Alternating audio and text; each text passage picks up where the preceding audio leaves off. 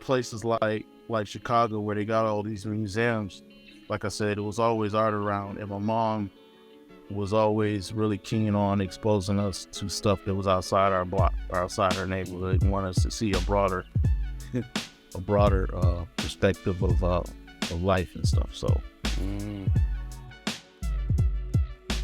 You are listening to the Artist King Podcast. I am your host, DTM of DeltaTangoMike.com. The Artist King Podcast features artists, entrepreneurs, and business coaches who share their knowledge, expertise, and resources to provide insight into the ways that we can find our own personal success with our creative talents. Today, we welcome an amazing, talented multimedia artist with a range of skills from tattoos to fine art. And he also happens to be my brother-in-law. Starting his career with tattoos, Lord Yatta was an early pioneer of tattooing in Atlanta in the 1990s, while organizing group art exhibits to give young artists an opportunity to share their works in the walls of Vantage Pointe. With a career spanning several decades, Lord Yatta has a long list of supporters who collect his tattoos, canvas paintings, woodblock art, and 3D art pieces, documenting his own art style and technique, maze works. Every year at his birthday party, Lord Yatta showcases fresh new collections that take years to create. Welcome, Lord Yatta, to the podcast. How are you doing today? I'm good. What's up, Danny, man? Tell us your name and where you're from. I am Lord Yatta. I am originally from Chicago, Illinois, and moved down here in 87, 88. Mm-hmm. And growing up in Chicago and living in Atlanta, was there art and creativity part of your family upbringing or your environment? Yeah, pretty much all of my life. I was thinking about that earlier. It's like art has kind of been a constant part of my life. Mm-hmm. I've always been drawing. I got pictures of me drawing probably when I was like 4, 5 years old.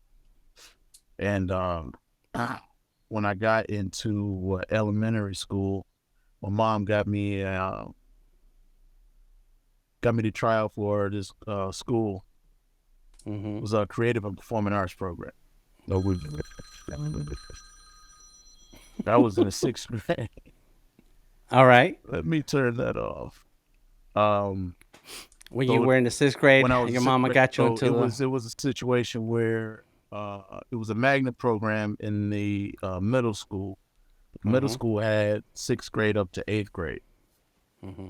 And you had to audition and try out to get into schools. Kind of like Fame, if anybody's familiar with the TV show Fame. So they had dance, theater, drama, orchestra, and all these different things, and art, of course. So you had to audition to get into school and do that. So, but even before that, like as I've always been drawing. Furthest back I can remember, like 3rd grade, when we used to like have contests on the back of the bus, not the back of the bus, but on the school bus, going to school. We had little drawing contests and stuff like that. So I used to draw hot rock. What do you mean? Okay, hold on. We gotta hear about that. You were on the bus going to school, and you hung around other people who were also drawing artists that would draw stuff. Yeah, it was like, we kids, everybody draws, right? Right. So like the ones I guess who stood out, like they could really draw, they would have contests. So, I'm older.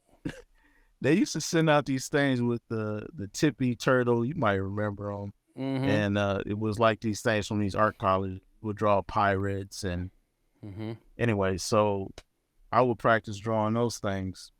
But on the way to school in the 3rd grade, I went to St. Patrick's school is a Catholic school. And on the way to school, we would draw. And some of the cats would be like, man, you didn't draw this. You stenciled that. You traced it. I was like, nah, I drew this shit. Like, right? This kind of skills, whatever. But in the 3rd grade, I remember we used to do that. But like back then, I was drawing hot rods, jets, and rockets, different stuff like that. and like semi trucks, because back up there we would I used to watch. They would have racing. They would have drag racing with semi trucks. So they would have these big jet engines on the back, and I would draw those things. Like, you know, they look like Optimus Prime with a jet engine on the back of that joint. So I would draw stuff like that. So art has kind of always been a part of my life. It's always been. And so these art contests, don't get away from that. So here you are, people are like, you didn't draw that. That's you traced it, and so then they would challenge you while you on the way to school. You stopping at people's houses, picking kids up, and there you are, you guys in the back. We wouldn't draw on the bus, so it'd be like, you know, we would bring the drawings that we did when we were at home, and then everybody on the bus would be like comparing and be like, you know, claps or whatever, say, yeah, that was the best, or, you know, that kind of stuff. I mean, hell, how old are you in the third grade? I don't even remember. But like 9. You know, 9, so 8, 9, So yeah. So and then the kids on the bus would judge each piece and be like, yeah, that one's better than that one, and such and such. So, yeah. Wow, that's real. But I do remember those days. Yeah. Where you know you're in class, you're around other kids, and they're seeing your drawings, and they question you, and then they want to doubt you. Like, right. I guess there are plenty of people who've faked their way through anything, right? And but I'm like, nah, man, like this is you don't see me doing anything else but drawing. Of course I drew this. It's like, you know, but at that age, it's like a kid is like, well, damn, they couldn't do it, so they just couldn't believe that somebody else could do it. That's all that was. You know, in your adult mind, you realize that was just projecting. Right. That's cool. So by the time you got to 6th grade, what did you have to do to prepare? What did you prepare to submit to the school to enter that magnet school? So that was cool. I was nervous because it was different. It's like, I remember because I was at the elementary school, and I got to take off of school to go over to the middle school, which was across the street actually, and then, you know, audition. And it was like, you know, it was a bunch of kids there, and so, you know, I kept all my drawings. I still got a bunch of stuff from when I was little, but I put together a portfolio, stuff that I had drawn, because they want to see that. But then when we got there, you actually had to draw on the spot. So you had to draw on the spot. So they looked through your work. You had to draw something on the spot right there.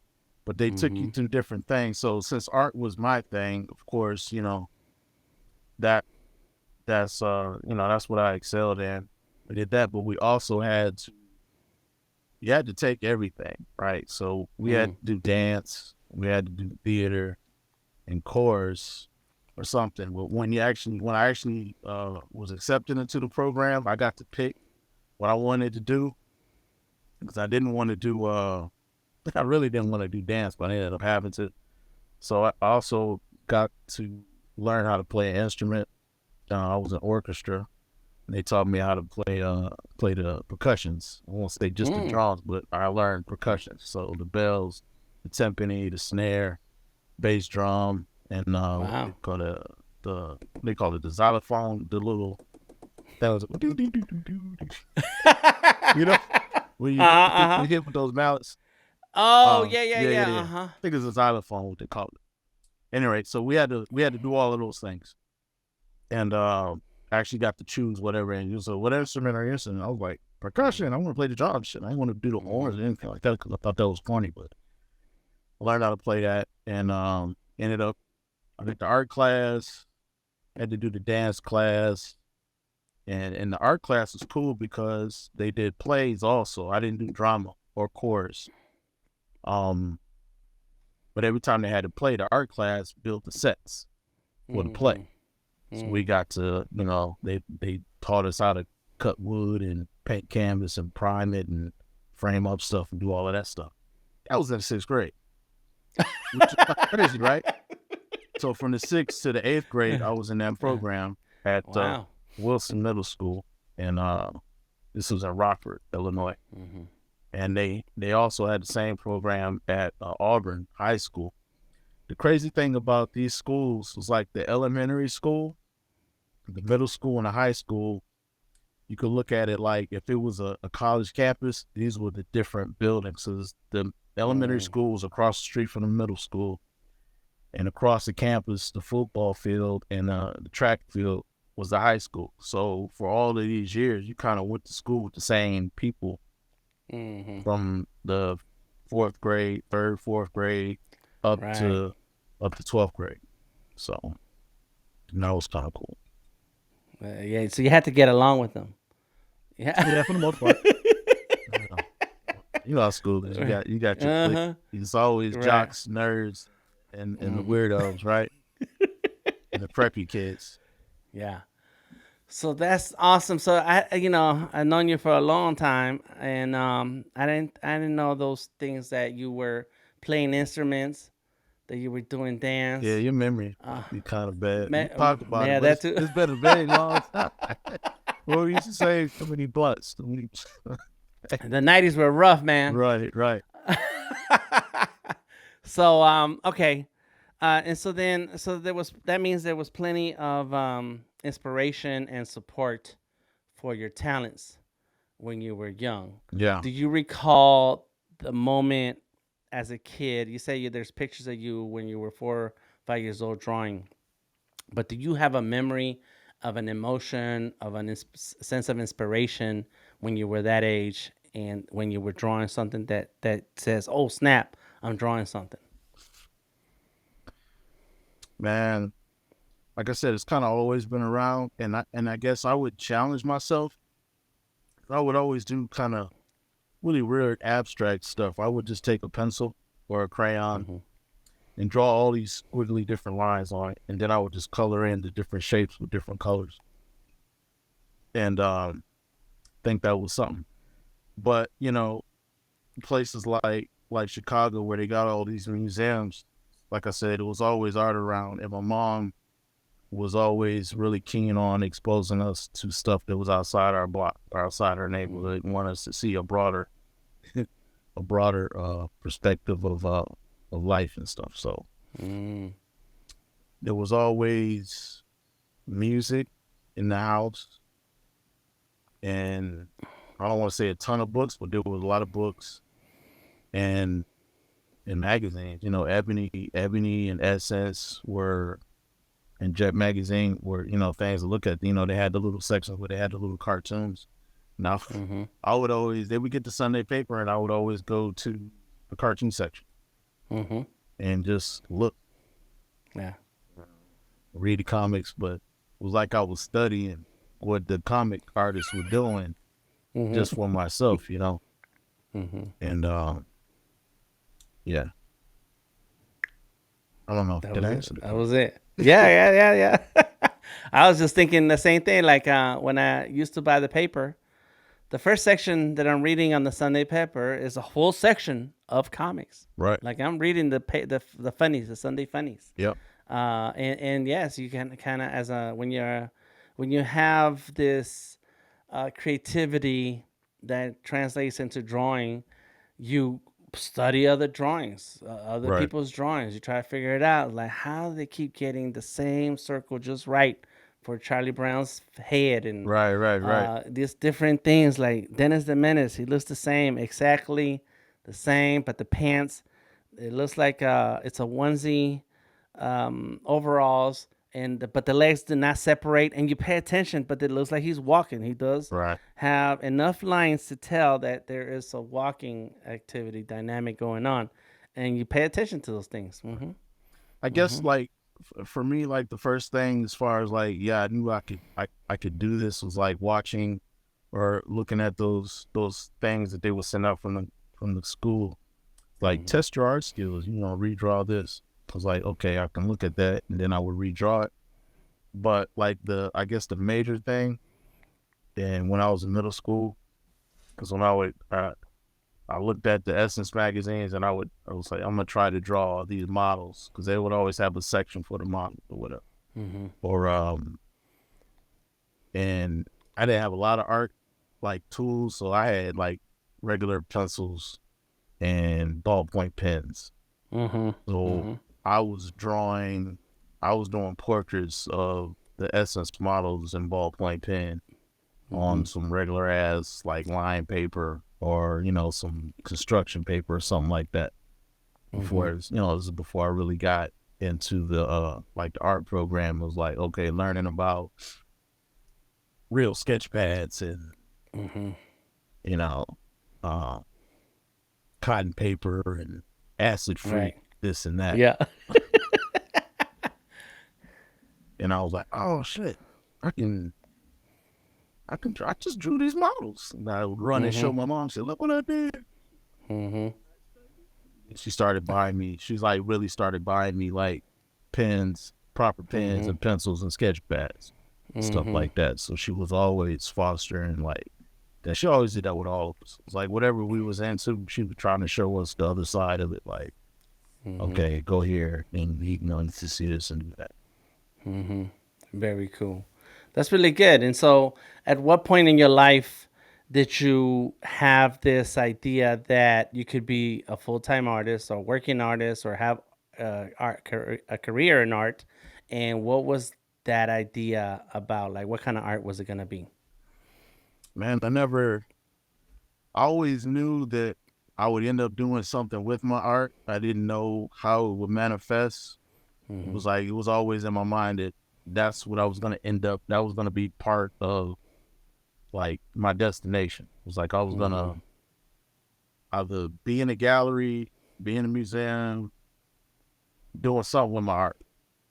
And when I moved down here, um, I stayed with the art school stuff, and I ended up in the 11th grade. I was at Northside High School, and they had a similar program back in Illinois. It was a tour show, right? Mm-hmm. But I was in technical theater, so we learned how to do lighting, sound, and we also built sets for the tour show when they performed at the school and stuff. But my teacher, can't even remember his name right now. Anyways, he got me a job with the Gospel Fest Mm-hmm. one time. I was in 11th grade, and I got to do this big ass banner. It was like 50 by 80-foot banner that I hand painted. It says Gospel Fest, so I got paid for Okay. in high school and shit. So, and that's when I was like, okay, I could that was like a major thing because that was like a real the Gospel Fest was like real big back. This was Mm-hmm. 89, 88, Mm-hmm. 89 or something. It was a real world It situation, was a real right? world Outside situation of the school, outside outside, right? outside of Uh through the huh. school, and I got to Right. do it at the well. I did it, yeah, through the school, Mm-hmm. facilitated it, but it was like this is like some professional business type Mm-hmm. stuff. I had no clue. I was just like, hell yeah, let's do it. But he saw enough of me to be like, I know he can handle this, and I did it, and it was great. And Mm-hmm. that's probably the biggest thing that said that I knew I could make a career with my art. Mm-hmm. Mm-hmm. But before that, in school, it's like cats would pay me to draw stuff for them all the time. I was Mm-hmm. doing greeting cards or like love you baby for some for people's birthdays, that kind of thing. Mm-hmm. Mm-hmm. All the time. So, that wasn't no big money, but it was something to kind of see. Outside of high school, when I really started just creating stuff for myself, because I was, big into music, collecting records and tapes and CDs and stuff. Well, tapes before CDs came out, but there was a record store on Ponce, and I want to say it was called the Lion's Den. And this was the Mm-hmm. first place that I walked into and was like, they had the record store in front, but they had like a little back area. It was small, but they used to have different artwork in there. And I talked to the Mm-hmm. dude who worked there, and it was like, yeah, you could put some of your stuff. That was probably the first place that I actually was able to hang some of my work up in and do that. Mm-hmm. So Nice. I remember the Lions Den. yeah, crazy coincidence. I was in the Lions Den, and I picked up the business card to Superman's tattoo. I took that card. It said tattoos by Uh, Superman or something. And then I called that day, later that day, because we didn't have cell phones. So I'm right, sure I had to get to a payphone right. eventually. Called and I said, "Hey, I want to check out your shop." And he said, "Yeah, come on through." That's where I found that card, and that's Yeah, when I that's met where you you at met that me, and shop. I'm the one that put that card in it. I, the Superman wasn't doing that. He was going around the way. He's a motorcycle dude, so he was dealing with the biker people. Mhm. I Mhm. was, I was a hip hop head. I was going to Mhm. all the record stores and everywhere Mhm. that I done putting up stuff. Back in what was that 90, 95, late Mhm. 95 maybe. Mhm. Yeah. So yeah, Wow, that's crazy. so so you decided that you put your artwork in Lansden. By then you had been painting. You had some paintings you want to show the world, and you were already on the way to finding your journey as an artist, and finding your business of art. Right? yeah, That's and by then you're grown. You're in Atlanta. And so, how did you get into tattooing? Because that's something that you're doing to this day. right. So that was the thing that was like, okay, I can make a living. I could have I could have a life doing this, and this was kind of, it was a switch because it's different. It's still creating. Tattooing is still art. It's just a different form of tool. Mm-hmm. But when I this is what happened. Let me rewind that a bit. I got my first tattoo when I was 21 or 22 years old, right? And of Mm-hmm. course, I drew up what I wanted, and I brought it into the place. It was a tornado tattoo right over there on fucking by Video Drone, North Avenue, and Mm. what you call it. Mm-hmm. And I'm sitting Ponce there and. watching the dude, right? Mm-hmm. And I'm just watching the whole process. I ain't asking him no questions. I'm just watching. I'm just watching. Just watching. It's like I sat in there. He's doing all this stuff, but I later find out that he's making a stencil from the Mm-hmm. design that I drew. He probably took an outline of it because I had it shaded in. I took a Sharpie and I did my tag. It was a YATTA with an arrow on it, Mm-hmm. right? And man, this dude, he did that. He put it on me. He did it. He was done in 30 minutes. It cost me $150. Light bulb went off and said, if he could do that, if he could take my drawing and put it on me, I need to learn how to do this shit. And that Mm-hmm. was it. And probably a year and a half later, I was in the West End at that park across from West End Tattoo, and there was a neon sign with a heart neon sign that said tattoo in it. And I said to myself, I was like, I'm gonna go in there and ask. Like, and I don't know how soon after I saw that, I went in, I Mm-hmm. took my portfolio in, and I just asked him. I said, "What's the process? How do you learn how to tattoo? I wanna learn." And I was ready in my mind, so I brought my portfolio with me. And the lady was Julia Alfonso, and she looked through my work, and they asked me some questions, and Superman was there at the time too. He didn't say much. It was her talking. He was Mm-hmm. just as big. It's like he looked like Mr. Enforcer, just like sitting off to Mm-hmm. the side or whatever. But Julia, she was real sweet. She talked to me. She like that mom type person, Mm-hmm. anyways.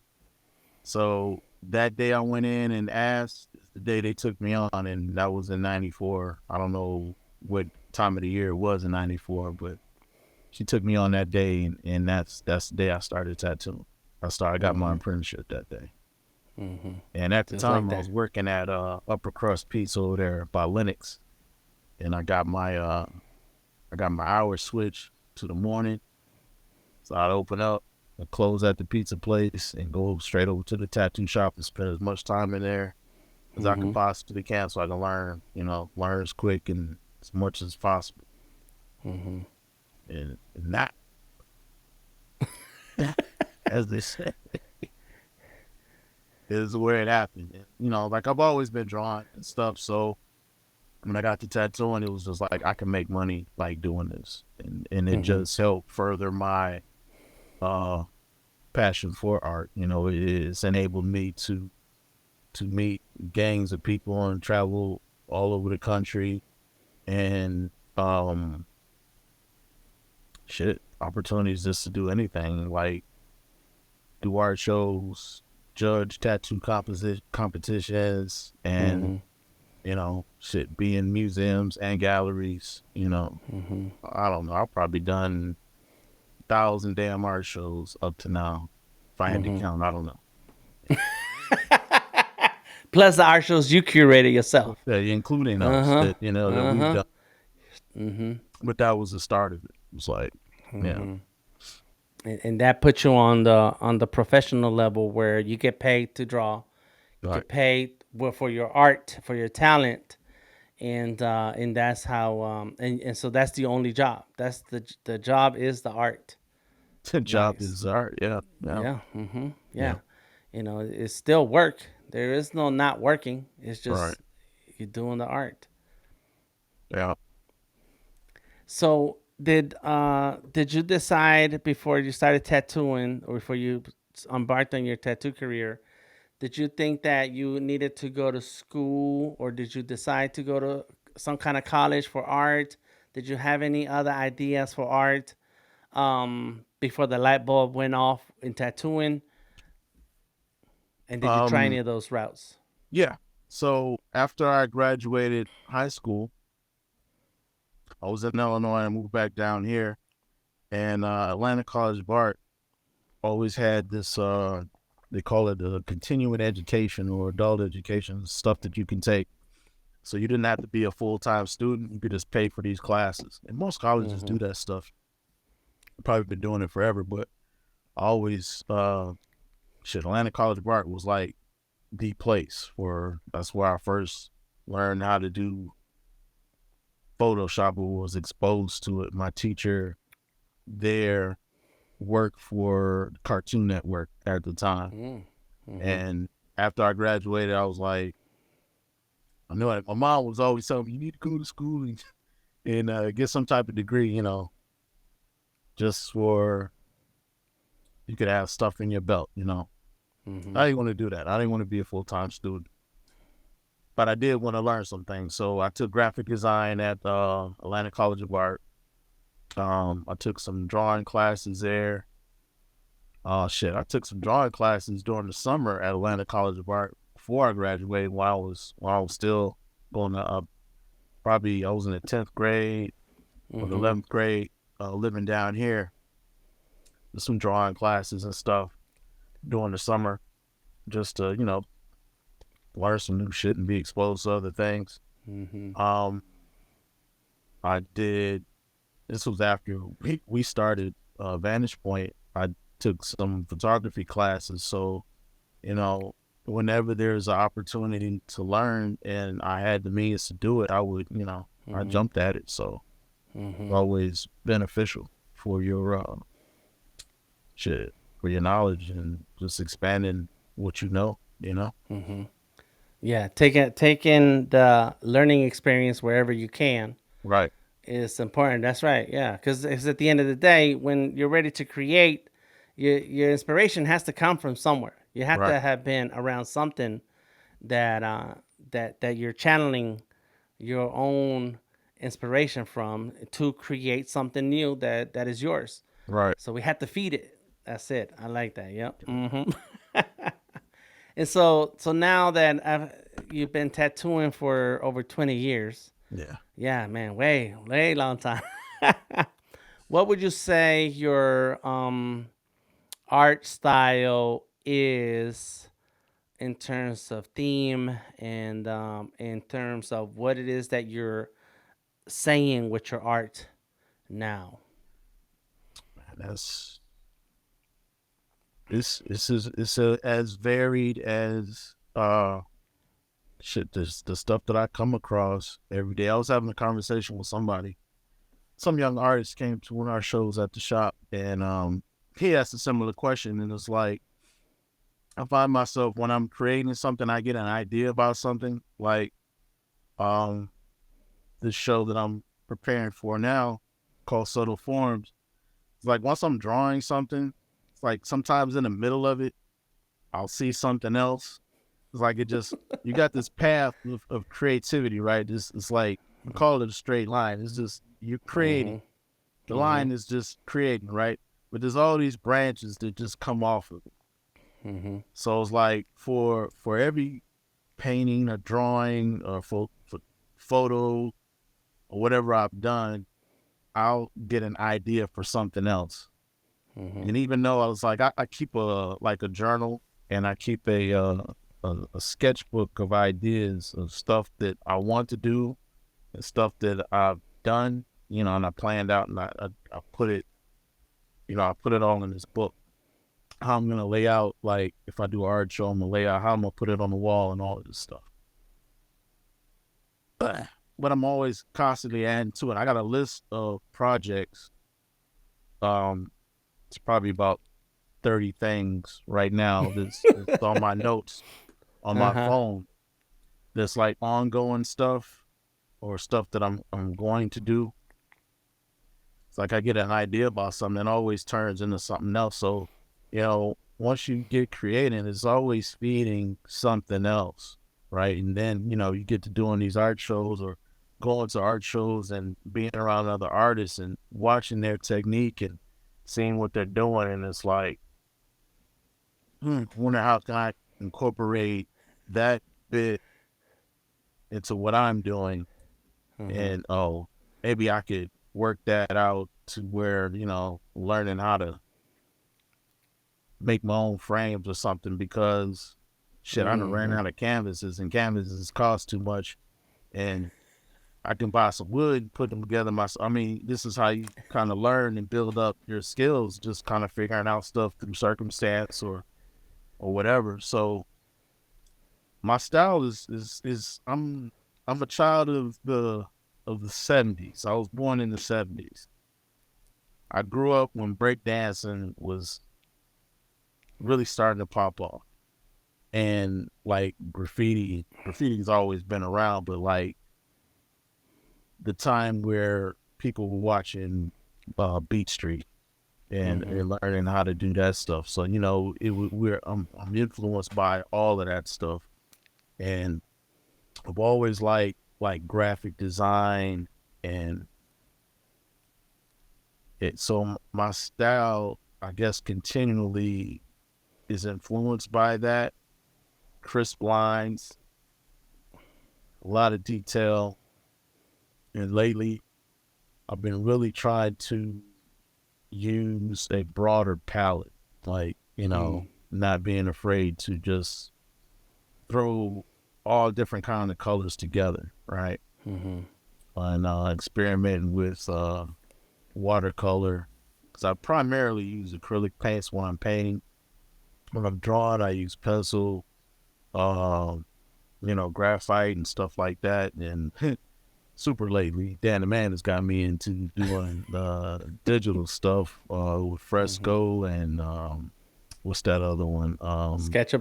Sketchable, Procreate, and all these different things. So it's always a continuing learning process.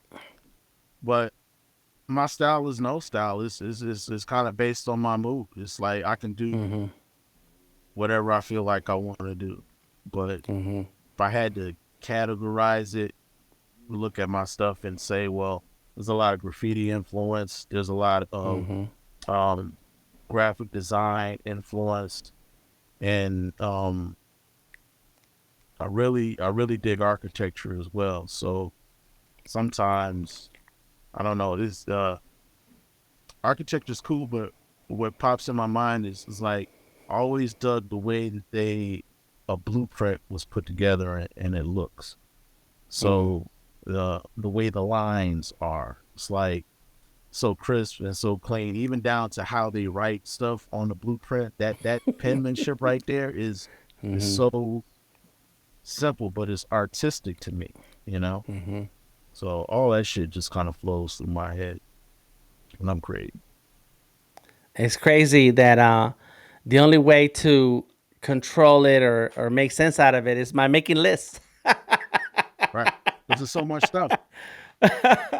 You have to make a list. It's very important. Artists, um, you can't you can try to catch up with your inspiration by creating constantly, but at some point, um, you're working on something. A flash of an idea comes across your head, and if you don't take a moment to write it down or make it a list, uh, and you think that you're going to remember when you're ready to draw it, it's going to be It's gone. gonna be done, right? Yeah. So I'll be driving down the street and there's so much graffiti in the city now. It's like sometimes I'll be like, oh shit, I love that palette that they use Mm-hmm. for that particular thing, and be like, okay, I'm gonna try to flip that and add it to what I'm doing for my next thing, or whatever. Mm-hmm.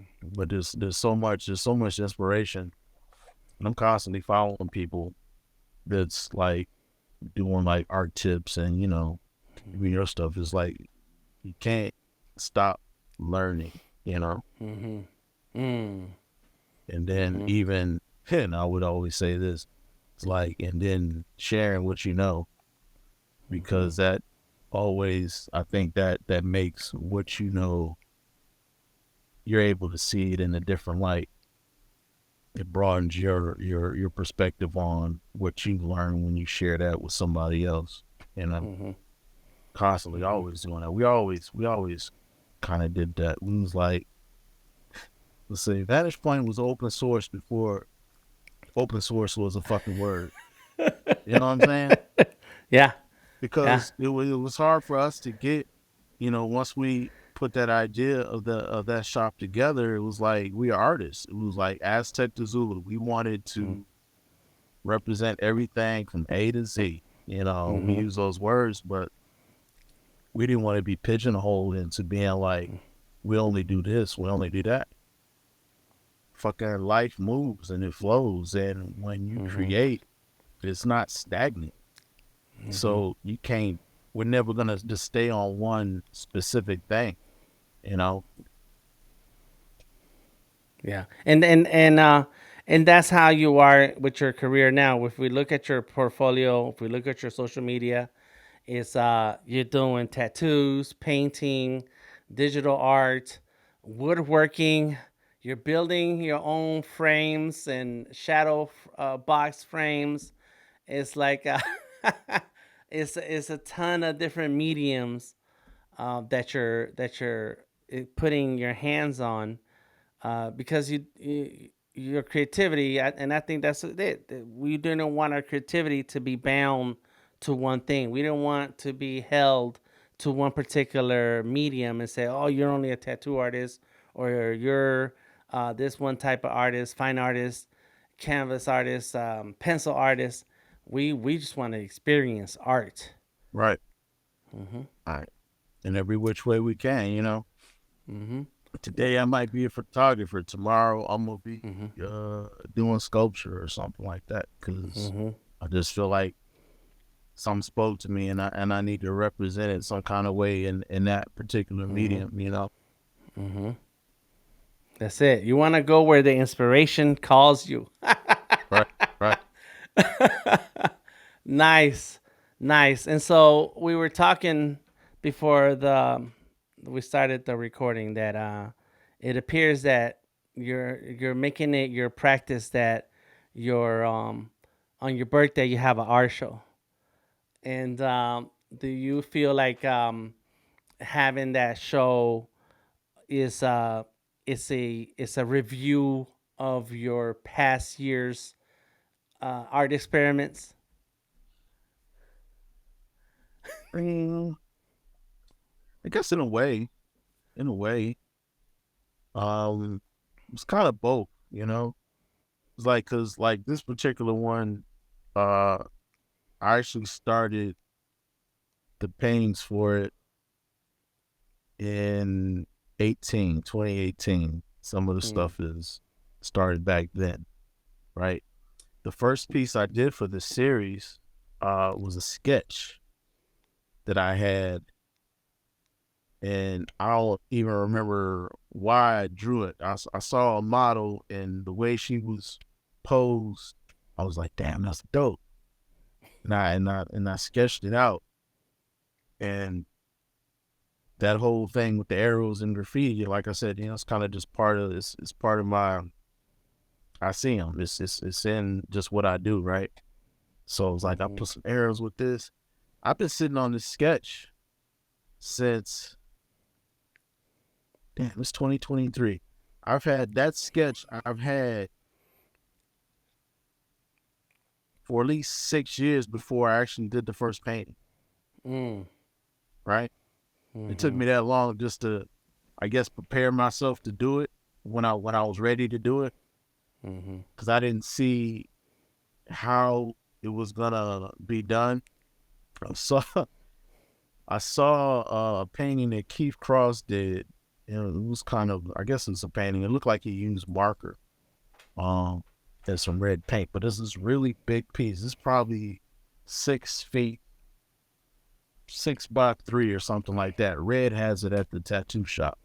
And I was like, yeah, I like that frame, the size of, but I didn't want to do it that big. So the ones I got are probably 2 by 2.5 by 3.5 feet or something like that. So I like the measurements of it. So I want to do something like that, but not that big. And it was on a piece of wood. It was a real heavy piece of wood that he used. And I was like, yeah.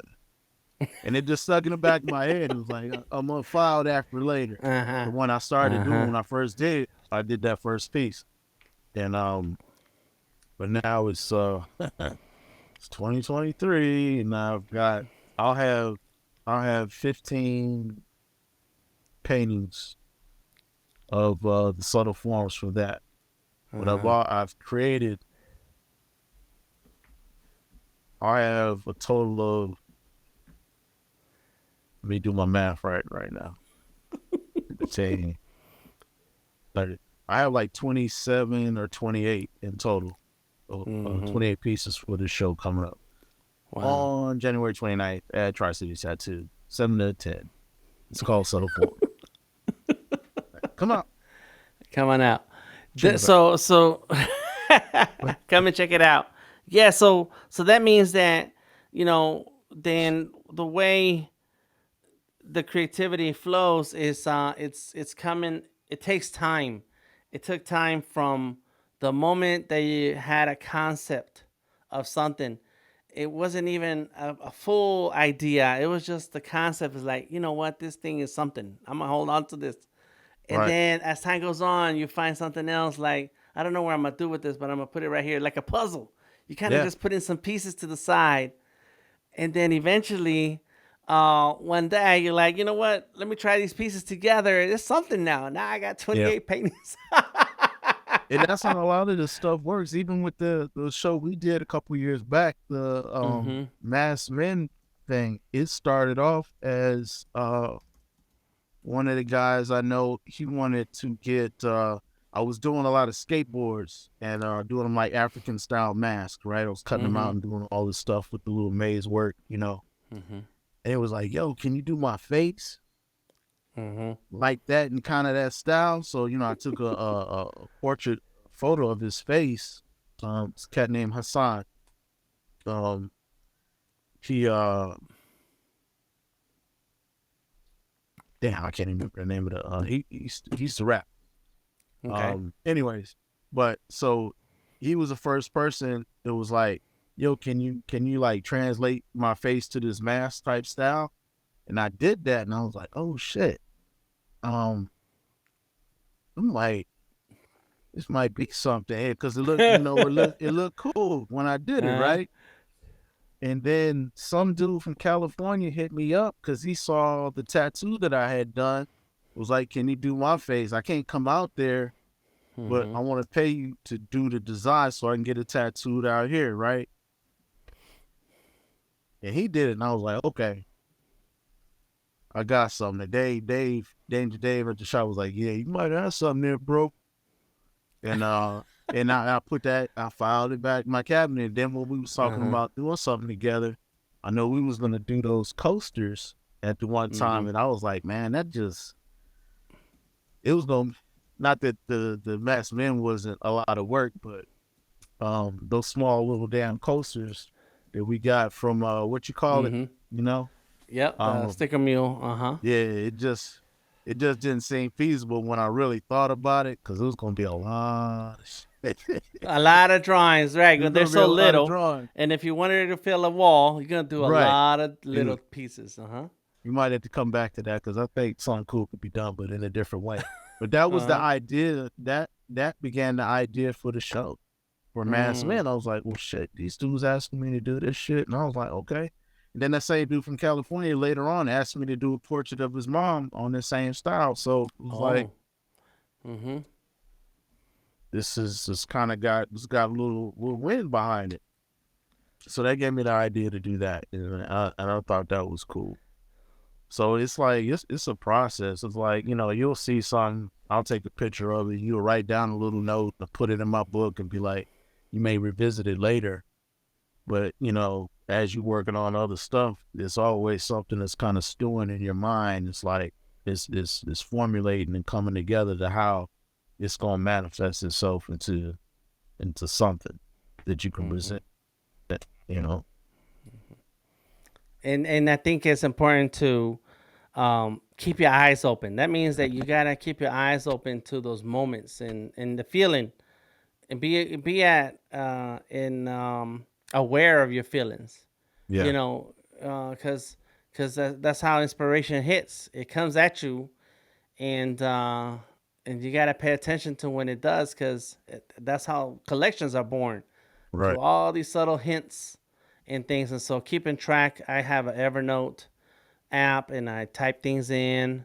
I send text to myself. I do Right. keep a little sketchbook. And Uh-huh. sometimes I sketch out something. I said, I don't have time to draw this right now, but this is an idea. And even story ideas, like, let me just write that down, because eventually it'll flesh out as time goes on. But we have to find a way to keep track of those Right. things and be aware that those things are happening, because Yeah. man, it's so much um, that could get lost if you say, "Oh, I'll remember this later." No. But I keep Oh, notes. I gotta write that shit down. I'll forget it. mm-hmm. Yes, Get it. yes, yes. I'm So, telling. all right, right. So, do you have more than one sketchbook where you keep notes? Is it a line book? Is it several line notebooks? What is it? Man, uh my notebook will be anything that's sitting next to me wherever I'm at when I come up with the idea. If I have some loose piece of paper and Mm-hmm. I need to draw out a little thumbnail sketch, I'll cut that off the paper and I'll add it to my bound book, Okay. right? And I've got a bunch of black books, so like, and I keep two in my bag, my backpack that I carry with me all the time. And sorry, it's going to say I don't have one right here in front of me, but I always got something. I always got something. Mm-hmm. If I Mm-hmm. can't sketch it out, I'll just write a note in Mm-hmm. my little note thing on the iPhone, or I keep a notepad by the side of the bed, and some Mm-hmm. pens and some pencils. So yeah, there's probably 5 or 6 different books that have things in them Yeah. at all times. Yeah, yeah. Nice, nice. Yeah.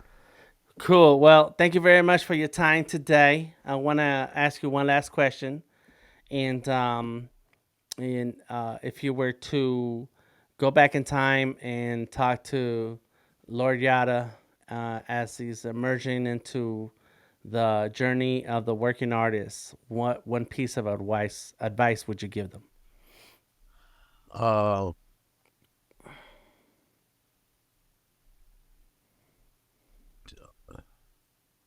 don't hesitate. Mm-hmm. It's like you get gut feelings and stuff that they, it's like when people will call it spirit, stuff will speak to you. When you get those feelings, like pay attention to that shit, because like you should move on it, right? Just like we were saying with the notes, write that shit down. I